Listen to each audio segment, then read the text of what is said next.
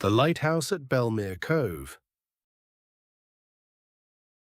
A romantic bedtime story. The rain had just stopped when Clara arrived in the tiny seaside village of Bellmere Cove. The road still shimmered beneath the glow of old street lamps, and the sea beyond the cliffs looked dark and endless beneath the evening sky. Her windscreen wipers slowed to a stop as she parked outside the small stone cottage she had rented for the month. For a moment, she simply sat there with both hands resting on the steering wheel. Quiet, no emails, no traffic, no endless noise from the city, only the distant sound of waves rolling gently against rocks somewhere below. At 38, Clara had become exhausted in a way sleep never seemed to fix.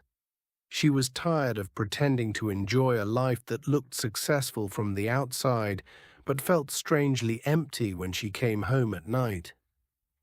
6 months earlier, she had ended a relationship that should have ended years before. 3 months earlier, she had nearly burst into tears during a work meeting over absolutely nothing. And 2 weeks earlier, after another sleepless night in her flat in London, she had impulsively booked the cottage in Bellmere Cove after seeing one photograph online. A lighthouse above the sea, that was all it took. Something about it had called to her. Now, stepping from the car into the cool salt air, she finally understood why. The village felt untouched by hurry. Tiny cottages with glowing windows lined the winding road. Flower boxes overflowed with lavender and pale pink roses. Somewhere nearby, soft music drifted from an old pub, and above it all stood the lighthouse. Tall, white, steady against the cliffs.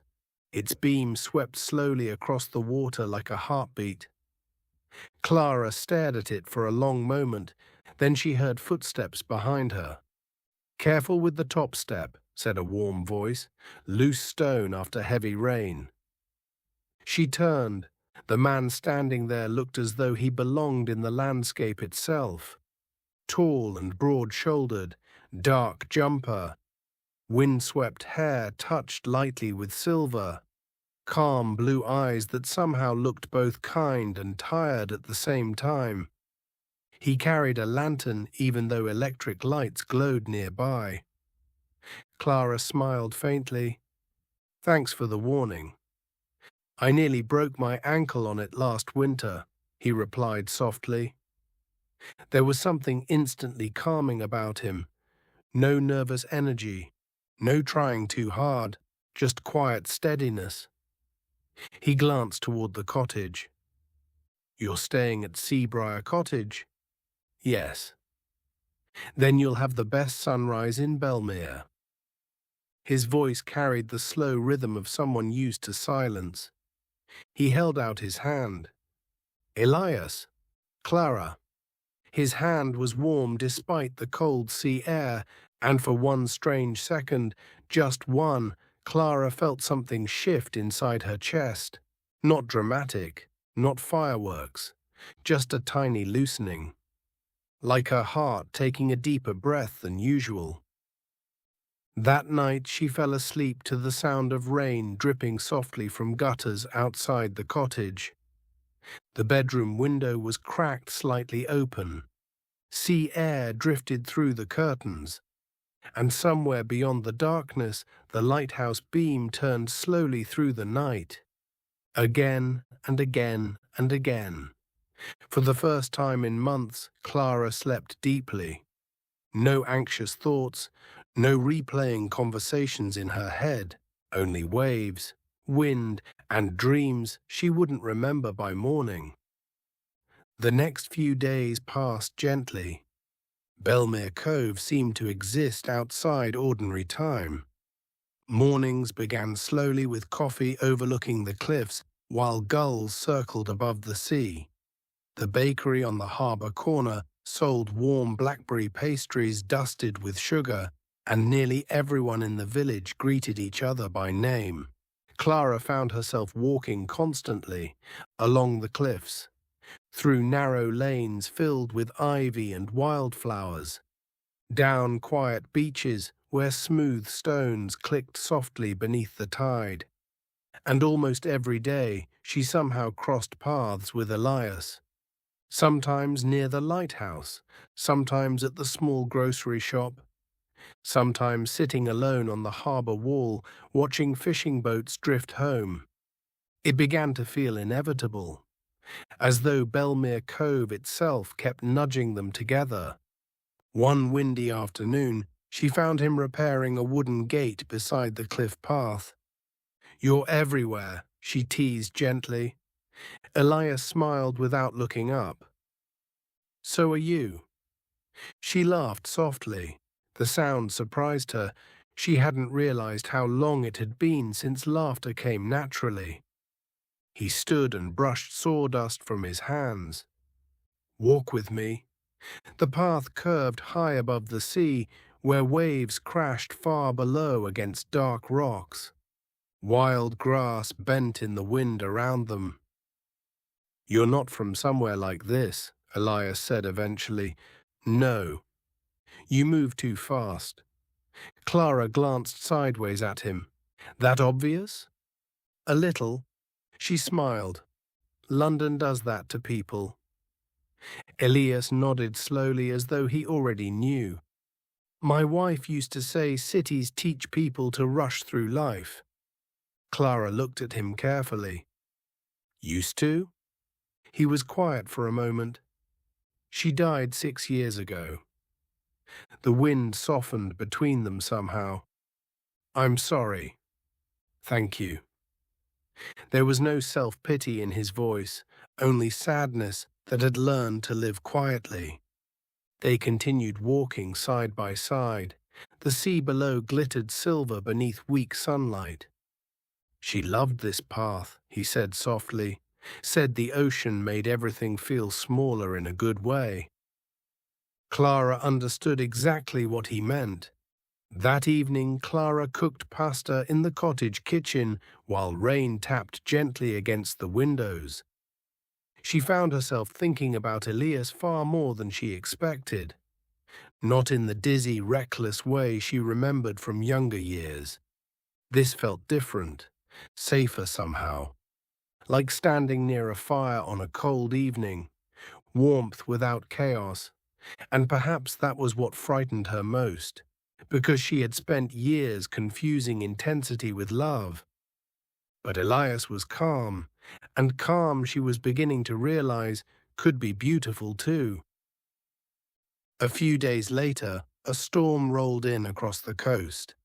The sea turned dark and wild beneath heavy clouds. Most of the village stayed indoors that evening, and by nightfall the electricity cut out entirely. Clara wrapped herself in blankets beside candlelight while thunder rolled over the cliffs. Then came a knock at the door. When she opened it, Elias stood outside carrying a thermos and a loaf of fresh bread. "Thought you might not want to sit through the storm alone." Her chest softened instantly.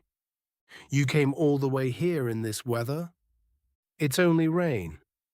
He stepped inside, bringing cold sea air with him. The cottage glowed warmly with candles. Outside, the storm raged against the windows while waves crashed violently somewhere below the cliffs. Inside, everything felt impossibly still. They sat on the floor near the fireplace, eating hot seafood chowder from bowls balanced on their knees. And slowly, very slowly, they began telling each other the truths they normally kept hidden from the world. Clara spoke about burnout, about feeling invisible in relationships, about how lonely modern life could feel, even surrounded by people. Elias listened carefully, never interrupting, never trying to fix her, just listening, which somehow felt rarer than kindness itself. Then eventually he admitted something too. "After my wife died," he said quietly, "I stopped imagining a future. The fire crackled softly. I kept the lighthouse running because it gave me something to do, something steady. Clara watched candlelight move across his face. Did it help? Some days. He looked toward the rain-covered windows. Other days it just reminded me how empty the house was. Something deep inside Clara ached hearing that. Not pity, recognition. Two lonely people sitting together during a storm, finding warmth where they least expected it. After that night, their friendship deepened naturally. No games, no uncertainty, just quiet closeness.